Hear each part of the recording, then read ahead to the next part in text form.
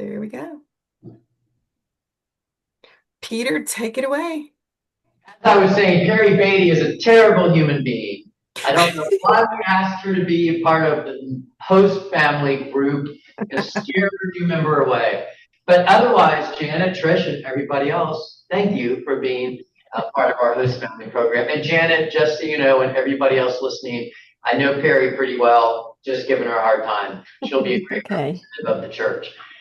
Janet and Trish and everybody who's going to watch, thank you. And that's my primary job tonight is to express my appreciation if you're willing to be a host family. You know, I try and tell people that being a host is being a good neighbor to someone, trying to think about what might they want to know, how might they be helped into kind of digging into the life of the church. And it's also, I also try and remind people it's not all up to you either. You know, when it comes to people becoming a fuller part of the life of the church, they're responsible too. And some of our new members are already really active and they don't need a lot of help.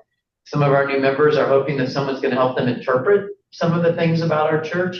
And others are looking to kind of pick and choose and take it slowly. And again, not all up to you. They're an important part of the equation. But with that said, thank you for being one of our host families.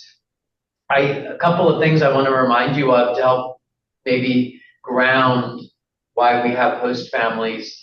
You know, we aren't a mega church, but at 1,513 members, we are in the largest 0.25% of Presbyterian churches in the PCUSA. We're in the largest 10% of Christian communities of faith in the United States. So we're not small. And when you become part of the life of an organization as big and frankly as complex as ours, learning the language, finding your way around, it's harder than some people realize, especially if you've been a member for a little while. And Trish, you've been a member a little bit longer, I think, than Janet Webb, longer than the Simons. I know Perry grew up here, but for a brand new member, they don't know the language. And so when it says PW circle, what is PW? Oh, it's Presbyterian Women. What is a circle? Oh, it's a group that meets sometimes more for fellowship, sometimes more for study, or sometimes equal combinations of both. Are they things that you can join out of the blue? I mean, when we say, when they look at a calendar and see PW Circle 3 is meeting, that means nothing to an outsider. So that's one example of how what we think is obvious isn't transparent to other people. Or when it comes to coming to a congregation-wide event, you know, is anybody allowed to come? Can I bring friends with me? What does it mean to go to what is a potluck? And can I bring, you know, a dessert, even if it says my name? I should be bringing a vegetable, right, Trish? Trish Jones has been upset the last 2 years because the J has had to bring a vegetable instead of a dessert. She asked me if she could bring a dessert instead, and I gave her permission to do that. So hopefully, as a host family, you're going to help people learn the way around, be able to translate the language. And I would say the other word that I offer up to people is the power of invitation.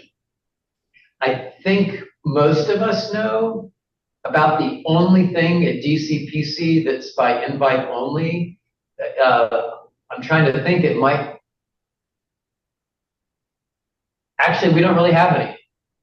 The fact is, all of our groups are open to people. But if you're a new member, you don't know that. You don't know that maybe you can just pop into Short Story Theology and check it out. And so I think the other word that I like new host families to think about is invitation.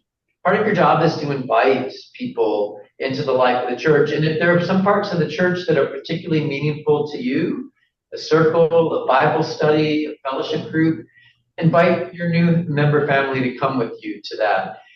Because hopefully by becoming part of something outside of worship, people are noticed, they're named and they're known. I always appreciate that alliteration of being noticed, named, and known. I mean, it's kind of what we all want in life.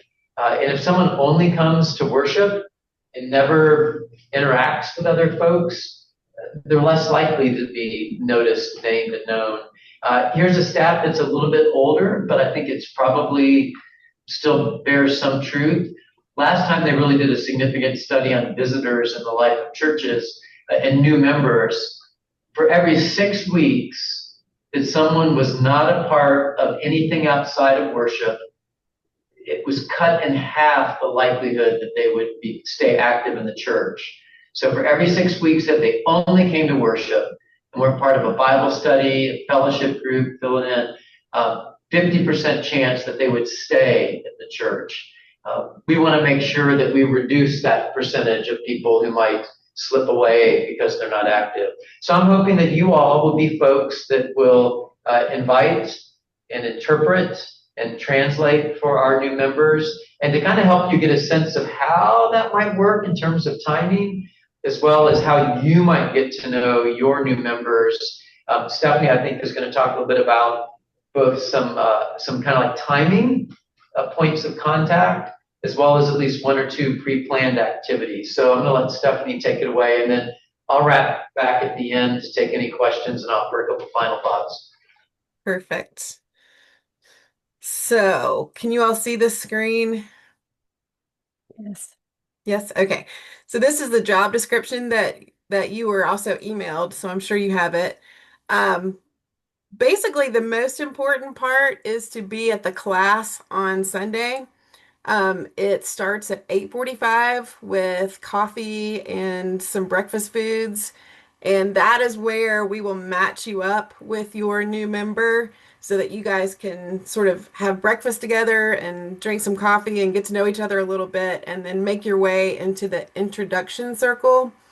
And then we sit in a circle for about 35 minutes or so and let everybody go around and introduce themselves. And there are new members there, host families are there, members of the membership committee will be there, and several staff members. And so everybody in that circle will have a script so that they're all introducing themselves in the same way.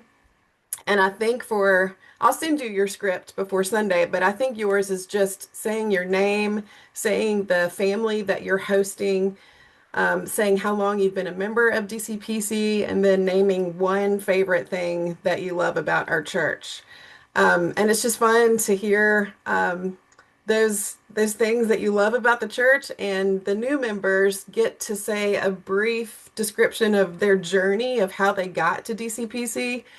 And that's always fun too, to hear their faith journey, because you'll hear some cradle Presbyterians and you'll hear some folks that this is the first church they've ever joined. And it runs the gamut of their faith background and how they ended up at DCPC, and it's just really fun. So that is Sunday. You're only going to be there for about an hour. And they are going to be introduced to the congregation at the 11 o'clock service. So if you want to attend that service with them, that is super kind and would be appreciated. They're going to come up at the end and be introduced and then stand there while the congregation comes and greets them. So if you'd like to be a part of that, that would be a fun, appreciated thing for you to do. The next planned event that we have is the new member host family gathering, which is Sunday, November 16th at 4 o'clock. That's also in the congregation house, and that is just 1 hour of basically fun and games. Robert Alexander will be leading that, and really we just like maybe sing a song and we do some icebreakers and eat some snacks, and everybody goes home with a homemade treat. So that's just a fun, easy way to get together with them, and also to get to know some of the other new members and their host families better, because we're going to invite more than just this class of new members. So you'll get to meet some other people that joined earlier in the year. And you can see the timeline that we've laid out. This is basically a 6-month commitment. And it's not difficult, and it can be whatever you want it to be. Like if you gel really well with your new member, like Janet did with her host. Her host was Judy Grissom, who's on our membership committee. Those two got along famously, and they're still good buddies to this day. And that's been years. So it can be whatever it turns out to be is fine. And like Peter said, don't feel pressured that you're the only friend that they have at this church, but you are just one of the first people that they can talk to and ask questions, and you're one of the first people to help them get acclimated into the life of the church. So any questions about that? Sort of the timeline? Okay. I have Also, a question, actually. sure, I'm sorry. I it's couldn't find okay. my mute button. So what are the new members doing from the after the thing on Sunday between 9:45 and 11? After you guys leave, then they have their class. So they'll have Presbyterianism Okay. 101 and marks of membership, and they'll fill out their sharing your gifts and ministry forms. And then they'll actually have the session meeting before they come to worship. And during that session meeting is when they actually officially join the church. Because the as many elders as can come will come that morning with Larry Kane, and Robert will be there, and they'll have the session meeting. So Okay. that's the rest Great. of their time before they get to worship. Thank you. Yeah. And also I will send you a document that is that's pictures and biographies of your new members so that you can read all about them before Sunday. But Trish, I know you've already met your new members, which is unusual, but it's wonderful for you.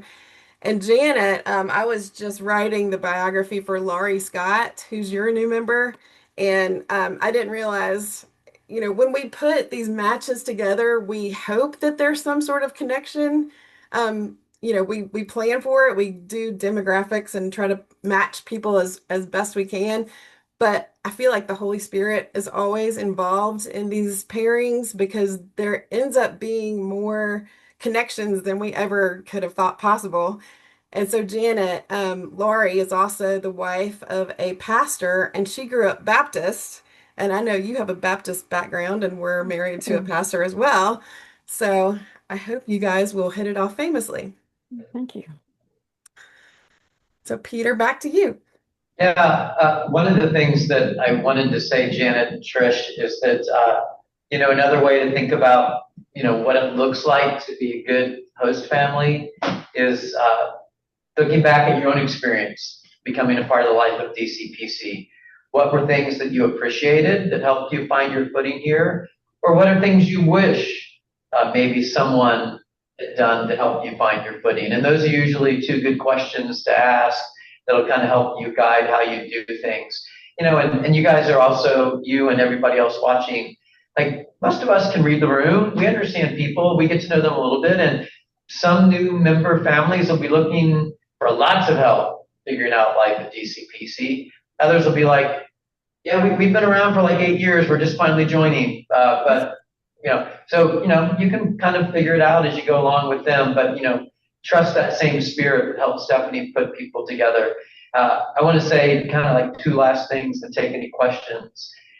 Number one, just want to stress again, it's not all up to you. You have a role to play, but there's a new member family and there's the Holy Spirit. So do what you can, do your best to connect people, and then trust them and trust God to be a part of it too. And the other thing is, big churches are often said to have big back doors. We do a really good job at welcoming people in, but we don't notice when they're slipping out the back. And so if you have a sense in which maybe your new member, you haven't seen them for a while, and you give them a call, shoot them an email. My own hunch is that when folks kind of begin to step away from something and nobody says we miss you, then it becomes kind of self-fulfilling. Well, I've stepped away and nobody missed me. Maybe I wasn't really part of that place anyway. And then you stay away longer and still nobody says, we haven't seen you in a while, we miss you. So if you notice that your new member family hasn't been around a little bit or you haven't seen them, it doesn't hurt to say, hey, I was hoping to catch up with you this next Sunday or I haven't seen you. And not big brother-like, but friend in Christ-like. Just, we'd love to, I haven't seen you, would love to make that connection. But I'd rather have someone go, oh my gosh, Trish noticed I wasn't here. I'd rather have that be a surprise than someone to go, oh, nobody, not even my host family knew I wasn't around. So I think making that observation and inviting people back in really matters. So that's kind of all I've got. I don't know what kind of questions y'all might have or. So tell me again, I heard Janet Scott, Lori Scott. Who does Trish have, or Trish and Brad? Trish has Andy and Peg Bloom. I'm not sure if it's I think Blom it's or Bloom. Bloom. It's Yeah. Bloom. Yeah. It's Yeah. Blomme, but it's pronounced Bloom. I can't picture them. Yeah, and I forgot how you got to meet them. You had a phone call, I think, with Andy, and then you met Peg somewhere else. Yeah. Yeah. Andy called about church stuff, and I just, happened to be the person he needed to talk to. And then Peg came to knitting, the prayer shawl knitting, and they actually live like a mile from us, which is highly unusual. So I just thought it was all meant to be. And Trish, you can find out if they like dogs and if they like Yeah. the. Yeah, I didn't find out if they like Clemson Tigers or dogs, but we'll figure that But out. that's coming. That's what's next. That's right. That's right. Awesome. Janet, how about you? Are you feeling pretty good about this? Oh yeah, I enjoy meeting new people anyway, so Well, thank you for doing this. oh Yeah, sure. definitely. All right. All Well, that right. wraps it up. We said it would be Yeah. short, and it's 6:48, so I think we did it. Yeah. And thank you. Thank you. Thank you. All right. You Thank guys have a y'all. great This was evening, great. and we'll see you on Sunday. All right. Not you, Bye. Peter. Peter, you Okay. have safe Bye. travels. All right. Thank you. All right. Bye.